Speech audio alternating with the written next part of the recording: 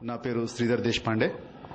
వృత్తిరీత్యా ఇరిగేషన్ డిపార్ట్మెంట్లో deputy executive ఇంజనీర్గా పనిచేస్తున్నాను.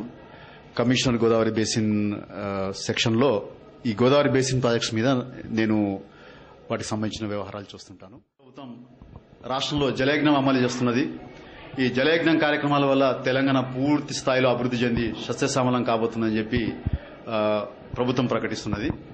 అయితే ఈ జలయజ్ఞ కార్యక్రమం యొక్క అసలు లక్ష్యం ఏంటిది అనేది తెలంగాణ ఇంజనీర్లు పూర్తి స్థాయిలో విశ్లేషించారు. వాళ్ళు చేస్తున్న బడ్జెట్ ప్రసంగాల్లో ఈ రహస్యాలన్నీ బట్టబయలు చేసుకున్నారు వాళ్లే. ఇవాళ జలయజ్ఞం యొక్క ప్రధాన లక్ష్యం ఏంటిదంటే గోదావరి నీళ్లని కోస్తాంధ్రకు తరలించడం, కృష్ణా నీళ్లని రాయలసీమకు తరలించడం. ఇది ఇవాళ జలయజ్ఞం యొక్క ప్రధాన లక్ష్యం. ఈ లక్ష్యాలకు అనుగుణంగానే ఇవాళ జలయజ్ఞం యొక్క కార్యక్రమాలు కొనసాగుతున్నాయి. ఇది గోదావరి బేసిన్ యొక్క మ్యాప్. ఇది గోదావరి బేసిన్ ఆంధ్రప్రదేశ్లో ఉన్న ఏరియాకు సంబంధించిన మ్యాప్. ఇది ప్రాణహిత నది, ఇది ఇంద్రావతి నది, ఈ గోదావరి నది ఇట్లా వస్తుంది. ఇది శ్రీరామ్ సాగర్ ప్రాజెక్టు. ఈ శ్రీరామ్ సాగర్ ఇక్కడ నుంచి ఆంధ్రప్రదేశ్లో ప్రవేశించిన తర్వాత ఈ అంతా కూడా తెలంగాణలో ప్రవహించి చివరికి ఈ ప్రాంతం నుంచి ఇది కోస్తాంధ్రలో ప్రవహిస్తుంది. అంటే ఈ ఏరియా అంతా కూడా తెలంగాణలో ఉన్న క్యాచ్మెంట్ ఏరియా. ఇది గోదావరికి సంబంధించి 78% క్యాచ్మెంట్ ఏరియా ఆంధ్రప్రదేశ్లో ఉన్న గోదావరి బేసిన్లో 78% తెలంగాణలో ఉంది. 22% మాత్రమే కోస్తాంధ్రలో ఉంది. కానీ ఇవాళ గోదావరి నది అనగానే రాజమండ్రి గుర్తుకు వస్తుంది. కానీ ఈ గోదావరి ఎంబడి బాసర, ధర్మపురి, కాళేశ్వరం ఇట్లాంటి అనేక పుణ్యక్షేత్రాలు ఎవరికి గుర్తుకు రావు. సో ఇవాళ 78% క్యాచ్మెంట్ ఏరియా కలిగిన తెలంగాణలో మొత్తంగా నీళ్లు కోస్తాంధ్రకు తరలిపోయే పరిస్థితి ఏర్పడింది. మీరు చూస్తే మ్యాప్లో ఒక్క శ్రీరామ్ సాగర్ ప్రాజెక్టు తప్ప ఇంత పెద్ద స్ట్రెచ్ లో ఒక 700 కిలోమీటర్ల పొడవున ఎక్కడ కూడా ఒక బ్యారేజ్ లేదు. ఆ తర్వాత మనకు కాటన్ బ్యారేజ్ మాత్రమే కనిపిస్తుంది. ఇవాళ జలయజ్ఞం పేరు మీద ఈ వలసవాద ప్రభుత్వం మనకు పోలవరం దగ్గర ఒక డ్యాం కట్టడానికి ప్రయత్నాలు చేస్తున్నది. ఈ పోలవరం ఇది లొకేషన్.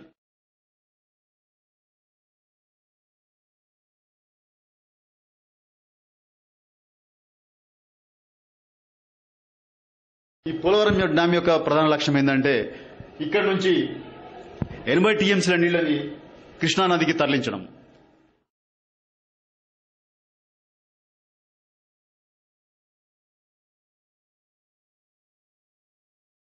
అట్లా సేవ్ అయిన నీటిని నాగార్జున సాగర్ శ్రీశైలం ప్రాజెక్టులో అక్కడి నుంచి పోతిరెడ్డిపాడు ద్వారా ప్రాజెక్టుల నీళ్లన్నింటినీ రాయలసీమకు తరలించడం అనే ఒక ప్రధాన కర్తవ్యం జరుగుతున్నది. 250 టీఎంసీల నీటిని శ్రీశైలం ప్రాజెక్టు నుంచి రాయలసీమ ప్రాజెక్టులకు తరలించే ఒక కార్యక్రమం. పొదిరెడ్డిపాడు యొక్క తూమును వెడల్పు చేసి 11,000 క్యూసెక్ల సామర్థ్యం కలిగిన తూము ఇవాళ 50,000 క్యూసెక్ల సామర్థ్యంతో పునర్నిర్మాణం జరుగుతున్నది. 50,000 క్యూసెక్లు తరలించుకుపోయిన తర్వాత ఏదైతే కొరత ఉన్నదో ఆ కొరతని తీర్చడానికి ప్రముఖంగా ఉపయోగపడేది పోలవరం ప్రాజెక్టు. ఈ పోలవరం నుంచి 80 టీఎంసీల నీరు కృష్ణా బ్యారేజీకి తరలి వెళ్తుంది. మిగతా నీటిని ఇవాళ ఈ దుమ్ముగూడెం ప్రాజెక్టు నుంచి 165 టీఎంసీల నీటిని నాగార్జున సాగర్ టేల్ పాండ్ ద్వారా నాగార్జున సాగర్కి ఎత్తిపోసి అక్కడి నుంచి రైట్ కెనాల్ ద్వారా లెఫ్ట్ కెనాల్ ద్వారా నాగార్జున సాగర్ ఆయకట్టుకి నీళ్లు అందించే ప్రయత్నాలు జరుగుతున్నాయి. అంటే శ్రీశైలం ప్రాజెక్టు నుంచి నీళ్లని రాయలసీమకు తరలించుకుపోయిన తర్వాత ఏదైతే కొరత ఏర్పడుతుందో ఆ కొరతను తీర్చడానికి ప్రధానంగా ఇవాళ జలయజ్ఞంలో 2 ప్రాజెక్టులు, ఒకటి పోలవరం, 2 దుమ్ముగూడెం నాగార్జున సాగర్ టేల్పాండ్ ప్రాజెక్టు.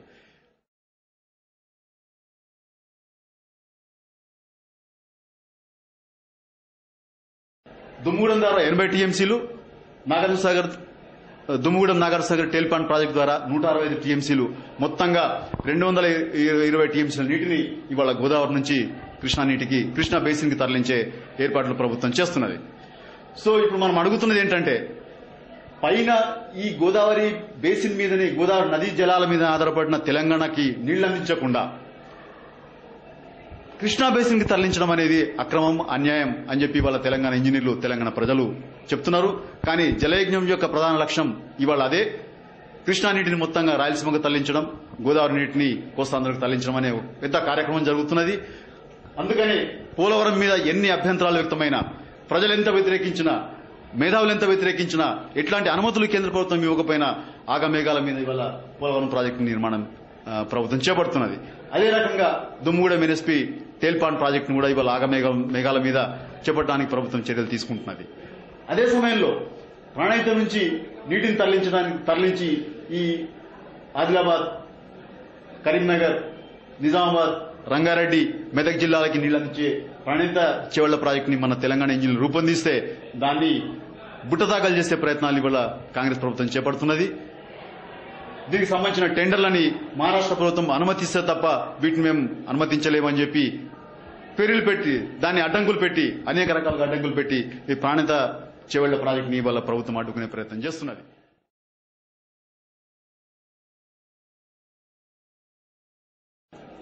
తెలంగాణకి ప్రాణాధారమైన ఈ ప్రాజెక్టుని చేపట్టే బదులు దీనికి మహారాష్ట్ర పర్మిషన్లు కావాలని చెప్పి అడ్డంకులు చెప్తున్నది.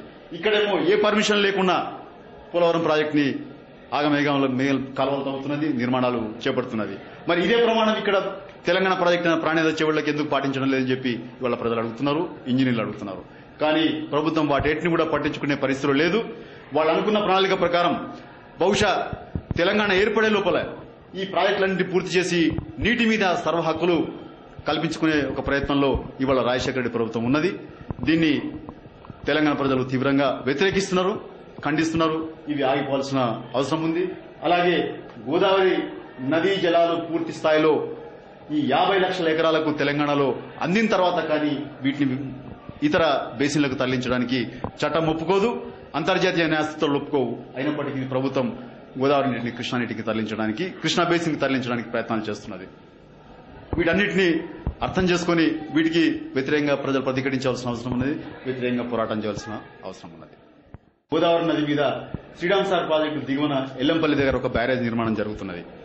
ఈ బ్యారేజ్ నిర్మాణం ప్రాణహిత చేవళ్లకి కూడా బ్యాలెన్సింగ్ రిజర్వాయర్ గా ఉపయోగపడే ఒక ఇంపార్టెంట్ ప్రాజెక్ట్ గా ముందుకు రాబోతున్నది. అయితే దీన్ని కూడా ప్రభుత్వం సింగూరు నిజానికి 30 టీఎంసీల కెపాసిటీ కలిగిన సింగూరు మెదక్ జిల్లాకి, నిజామాబాద్ జిల్లాకి సాగునీరు అందించవలసిన ప్రాజెక్టు ఇవాళ మొత్తంగా జంట నగరాలకి నీరు అందించే ప్రాజెక్టుగా మారిపోయింది. అక్కడి నుంచి 4 టీఎంసీలు మాత్రమే హైదరాబాద్కు రావాలి. కానీ 30 టీఎంసీల నీళ్లని ఒక్క చుక్క కూడా మెదక్ జిల్లాకి లేదా నిజామాబాద్ జిల్లాకి వదిలిపెట్టకుండా మొత్తంగా నీళ్లని హైదరాబాద్ తరలించుకొస్తున్నారు. ఇవాళ ఎల్లంపల్లి ప్రాజెక్టు కూడా అదే ప్రమాదానికి దారితీస్తుంది. ఇది మరో సింగూరుగా మారే ప్రమాదం కనిపిస్తున్నది. ఇక్కడ నుంచి సెపరేట్ గా హైదరాబాద్ మెట్రో వాటర్ వర్క్స్ వాళ్ళ తరఫు నుంచి ఒక సెపరేట్ పైప్ లైన్ వేసి హైదరాబాద్ కి ఒక 50 టీఎంసీల నీళ్లను తరలించడానికి ఇవాళ ఏర్పాట్లు చేస్తున్నది. ఒకవైపు ప్రాణహిత చేవళ్లను అడ్డుకుంటున్నది, అదే సమయంలో ఎల్లంపల్లి ప్రాజెక్టుని పూర్తిగా హైదరాబాద్ కి నీటిని మంచినీటి సరఫరా ప్రాజెక్టుగా మార్చే ప్రయత్నాలు జరుగుతున్నది. అయితే హైదరాబాద్ కృష్ణా బేసిన్ లో వస్తుంది, నిజానికి గోదావరి బేసిన్ లో ఉండదు హైదరాబాద్ నగరం. హైదరాబాద్ కి ఆల్రెడీ కృష్ణా ట్రిబ్యునల్ నీళ్లు అలొకేట్ చేసి ఉన్నది. ఇప్పటికీ 2 ఫేజుల్లో నీటిని తరలించడానికి ఏర్పాట్లు కూడా జరిగినాయి. 3వ ఫేజ్ కి ప్రభుత్వం అంగీకరించింది. కానీ రాజశేఖర ప్రభుత్వం వచ్చిన తర్వాత ఆ కృష్ణా 3rd ఫేజ్ ని బుట్టదాఖలు చేసి కృష్ణా నీళ్లను మొత్తంగా రాయలసీమకు తరలించే ఏర్పాట్లు చేస్తున్నది కనుక హైదరాబాద్ నగరానికి రావాల్సిన నీళ్లని గోదావరి నుంచి రప్పించాలనే ప్రయత్నాలు మొదలుపెట్టింది.